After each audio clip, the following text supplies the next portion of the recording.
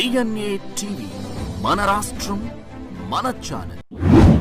రాష్ట్రంలో అతి ఘోరంగా దగాపడి మోసపోయినటువంటి వాడు రైతుల్లో మళ్ళీ కౌలు రైతులు. ఈవేళ ఆహార భద్రతని గాలి కుదిలేసి మరి ఇవాళ ప్రభుత్వాలన్నీ కూడా పేదవాళ్ళైనటువంటి రైతుల్ని, రైతు కూలీల్ని, అలాగే ముఖ్యంగా కౌలు రైతుల్ని సర్వనాశనం చేసేటటువంటి పథకం పెట్టుకున్నారు. మరి ముఖ్యంగా మేము వచ్చిన సమస్య ఏంటంటే, కోనసీమ జిల్లాలో రైతులు పడుతున్నటువంటి అగచాట్లు, ప్రకృతి విలయాలన్నీ తట్టుకుని ఆడపిల్లలు వ్యవసాయం చేసుకునే పరిస్థితి వచ్చింది ఈవేళ. మరి నా పక్కన ఉన్న అమ్మాయి చదువు మానేసి, కాపురం మానేసి, తండ్రికి కొడుకులు లేరని వ్యవసాయం చేసుకుంటూ మరి 12 ఎకరాలు పండించుకుంటే 600 బస్తాలు దౌర్జన్యంగా ఒక దళారి, వాడికి ఏ విధమైన లైసెన్సులు లేవు, ప్రభుత్వ అనుమతులు లేవు, కనీసం ఏమీ లేవు. వాళ్ళు మాత్రం గత 10-15 సంవత్సరాల తండ్రి సిక్కాడు కాబట్టి ఆ పిల్ల వ్యవసాయం చేసుకునే పరిస్థితి ఉంది. ఆయన 70 ఏళ్ళ సీనియర్ సిటిజన్, హార్ట్ ఆపరేషన్ చేయించుకున్నారు. మొత్తం ఆయన భార్య, ఆయన కూతురు, ఆయన బంధువులు అందరూ పని చేసుకుంటుంటే పండించినట్టు పంటను 600 బస్తాలను దొబ్బేసి మరి ఈవేళ రైతుని సర్వనాశనం చేస్తున్నటువంటి మరి ఈ దళారీల వ్యవస్థల్ని ప్రభుత్వం ఏమీ చేయలేకపోతుంది. ఎందుకంటే స్టింజెంట్ లాస్ ఉంటేనే కానీ ప్రభుత్వం ఏమీ చేయలేదు. కానీ ఇవాళ దళారీ వ్యవస్థ ఊరికి ఒకడో ఇద్దరు ఉంటారు, ఆ ఇద్దరు కలిసి శాసించే పరిస్థితికి ఈవేళ దళారీ వ్యవస్థ వచ్చింది. కాబట్టి మేము ప్రభుత్వాన్ని చాలా సీరియస్గా తీసుకోవడం. మా ఎస్పీ గారు అయితే ముఖ్యంగా మేము పెట్టిన కండిషన్లు ఏంటంటే, కాల్ మనీ 10 రూపాయలు వడ్డీ, ఇలాగ రక్తం అంతా తాగేస్తున్నారు వాళ్ళు గత 15 సంవత్సరాల నుంచి కూడా. అలాగే 2 ఎంటీ చెక్కులు, అలాగే ప్రామిసరీ నోట్లు ఎంటీవి దగ్గర పెట్టుకుని బ్లాక్మెయిల్ చేస్తున్నటువంటి పరిస్థితి ఉంది. పైగా ఆడపిల్లల మీద చేతులేయటం, ఇవాళ బాడీ షేమింగ్ 498 యాక్ట్ ప్రకారం మరి వాళ్ళందరి మీద కూడా క్రిమినల్ చర్యలు తీసుకోవాలా అని ఎస్పీ గారికి రిప్రజెంటేషన్ ఇచ్చాం. మరి అడిషనల్ ఎస్పీ గారు ఎంతో దయతో స్పందించారు. ఆయన స్వతహాగా రైతు కాబట్టి రైతుల పట్ల ఆయనకి చాలా అవగాహన ఉంది కాబట్టి వెంటనే వారు రెస్పాండ్ అయ్యారు. మా ఎస్పీ గారు రాహుల్ మీనా గారు అయితే ఈ కాల్ మనీ దళారుల్ని ఎక్కడికక్కడ ఎరగొట్టేసే పరిస్థితి ఆయన దగ్గర ఉంది. అంత ఆనెస్ట్ ఆఫీసర్ కింద మరి కొంతమంది సబ్ ఇన్స్పెక్టర్లు, సర్కిల్ ఇన్స్పెక్టర్లు కూడా మరి దళారీల యొక్క కిరాయి సైనికులుగా పనిచేస్తూ ఇవాళ రైతుని సర్వనాశనం చేస్తున్నందుకు రైతు సోదరులారా, మీ అందరికీ కూడా భారతదేశంలో రక్షణ కావాలంటే, మా అందరికీ ఆహార భద్రత కావాలంటే మీరు వార్ ఫుట్లో ఒక సైనికుల కింద పంజాబ్లో, అలాగే పక్కనటువంటి సౌత్ ఆఫ్రికాలోను, అలాగే చుట్టుపక్కల ప్రదేశాల్లో రైతులు ఎలాగైతే మరి ఎలుగెత్తి రోడ్ల మీదకి వచ్చారో అలా తప్పకుండా రండి. వైఎస్ఆర్ పార్టీ తరపు నుంచి మేము సంపూర్ణ సహాయ సహకారాలు ఎప్పుడు మీకు అందజేస్తామని జగన్మోహన్ రెడ్డి గారు ఎప్పుడు మీటింగ్ పెట్టినా కూడా మరి ఇవాళ అమరావతి గురించి ఎందుకు చెప్తున్నారంటే, రైతులను నాశనం చేశారని.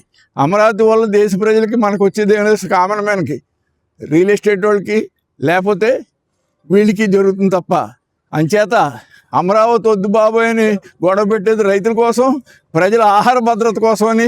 ఇవాళ ఆహారం కొనుక్కునే దౌర్భాగ్య పరిస్థితులు ఇవాళ కేంద్ర రాష్ట్ర ప్రభుత్వాలు మనల్ని గెంటేసాయి. కాబట్టి దీని మీద మేము తీవ్రంగా నిరసన తెలియజేస్తూ మా పార్టీ తరపు నుంచి ఎప్పుడు వచ్చినా ఆక్వా రైతులకు కానీ అలాగే వ్యవసాయదారులకు కూడా మేము 100% మా చిత్తశుద్ధితో మేము పనిచేస్తామని మీ ద్వారా తెలియజేస్తున్నాం.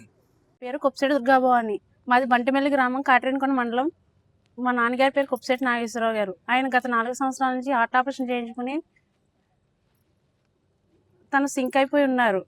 తర్వాత నేను వ్యవసాయం ఫీల్డ్లో దిగాల్సి వచ్చింది. నేను దిగిన తర్వాత మేము 12 ఎకరాలు వ్యవసాయం చేస్తున్నాం. కౌలుకి వ్యవసాయం చేస్తే చల్లపల్లి సింహాచలం, చల్లపల్లి మణిరాజు, చల్లపల్లి శ్రీనివాసరావు గారికి ఒక 600 బస్తాలు ధాన్యం మేము తూయడం జరిగింది. వాళ్ళు ఏం చేశారంటే, ప్రభుత్వం నుంచి మా ధాన్యం అకౌంట్లో పడిన 4,57,000 రూపాయలు వాళ్ళ అకౌంట్లోకి జమ చేసేసుకున్నారు దౌర్జన్యంగా మా నాన్నగారి అకౌంట్ నుంచి. అయితే మేము వాళ్ళకి ఖాళీ ఎంటీ నోట్లు, 3 ప్రామిసరీ నోట్లు, 2 చెక్ బుక్లు ఇవ్వడం జరిగింది. వాటిని అడ్డం పెట్టుకుని మీరు ఇంకా మాకు బాకీ ఉన్నారని మమ్మల్ని బెదిరించడం చేస్తున్నారు. అదే కాకుండా నేను ధాన్యం తూసేటప్పుడు సివిల్ సప్లై వాళ్ళు చెకింగ్ ఆఫీసర్ వచ్చారు. ఆయన ఏం చేశారంటే ఒక 15 కేజీలు రాడ్ తీసుకొచ్చి కాటా మీద పెట్టి చెకింగ్ చేశారు. 15 కేజీలకి కేజీ తేడా ఉందని చెప్పారు. 70 కేజీల్లో మాకు 70 కేజీలు తూస్తున్నారు కాబట్టి 70 కేజీల్లో 5 కేజీలు మొగ్గు కూడా తీసుకుపోతున్నారు వీళ్ళు. అదే విషయాన్ని మేము అధికారులు తెలియజేశారు మాకు, ఇలాగ కాటాలో మొగ్గు ఉంది అని. వాళ్ళు సివిల్స్ అక్కడ చలానా కూడా పే చేయడం జరిగింది. చలానా కూడా కట్టారు వాళ్ళు. కట్టి మా నోట్లు మాకు ఇవ్వకుండా మాకు బెదిరిస్తున్నారు. అంతేకాకుండా నేను నోట్లు అడగడానికి వెళ్తే బాకీ జమ చేసుకుని డబ్బులు తీసుకున్న తర్వాత కూడా నేను వాళ్ళని అడగడానికి వెళ్ళాను. అడగడానికి వెళ్తే లంజముండా నీకు వచ్చే నా గుమ్మం ఎక్కే అర్హత నీకు లేదు, నాకు గుమ్మం ఎక్కే అర్హత నాకు లేదు, నువ్వు గుమ్మం ఎక్కే అర్హత లేదు లంజముండా, నువ్వు ఎవరితో చెప్పుకుంటావు చెప్పుకో, దిక్కున్న చోట చెప్పుకో అని నా ఛాతి మీద చేతులు వేసి నన్ను మెట్ల మించి గెంటేశాడు 5 స్టేర్ నుంచి. చల్లపల్లి శ్రీనివాసరావు అండి.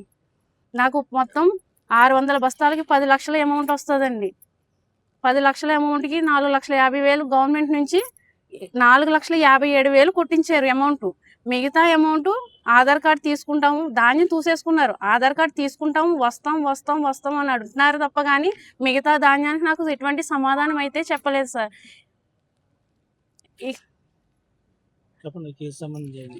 మాకు అంటే ఈ పంట పండించిన ధాన్యం బట్టే మేమందరం కుటుంబం జీవనోపాధి గడపాలి సార్. ఇప్పుడు మాకు వీళ్ళు ఎంత బాకీ ఇలా జమ ఉందని చెప్పి ఇలాగ మీరే బాకీ అని చెప్పి మా దగ్గర అమౌంట్ తీసేసుకుంటే మేము రోడ్డు పడి కుటుంబం పాది జీవనోపాధి మాకు ఎలా గడుస్తుంది సార్? మేమంతా వ్యవసాయం మీద బతికే వాళ్ళం అండి. మా నాన్నగారు వ్యవసాయం, ఆయన ఆపరేషన్ చేయించుకున్నారు. ఆపరేషన్ చేయించుకుని ఎంట్రన్స్ ఫేర్ ఆయన కొట్టలేరని, ఆయనకి ఏమైనా ఇబ్బంది అవుతుందని ఆడదాన్నైనా సరే కూలీలు లేకపోతే నేను కొట్టేదాన్ని సార్. సంవత్సరం పొడికి నేను మందులు చల్లేదాన్ని. వ్యవసాయం చేసి ఇంత కష్టపడి రెక్కలు కష్టపడి మేము సంపాదించిందంతా దళాలు దోచుకుంటే రైతు పరిస్థితి ఏంటి సార్? 4,57,000 ఏమో 57,000 కంప్లైంట్ ఇచ్చాం సార్ మేము స్టేషన్ లో కూడా. 57,000 అమౌంట్ నుంచి ట్రాన్స్ఫర్ చేసేసుకున్నారు సార్ దౌర్జన్యంగాని. చల్లపల్లి సింహాచలం సార్. మీకు న్యాయం చేస్తామమ్మా అని చెప్పారండి. మీరు ఏం కోరుకుంటున్నారండి? ఎమ్మెల్సీ గారు కూడా మీ విషయంలో స్పందించారు, స్వయంగా వచ్చారు. మీరు ఏం కోరుకుంటున్నారు? మా అమౌంట్ తిరిగి ఇచ్చి మా చెక్కులు మాకు అందజేస్తే మాకు అంతే చాలండి.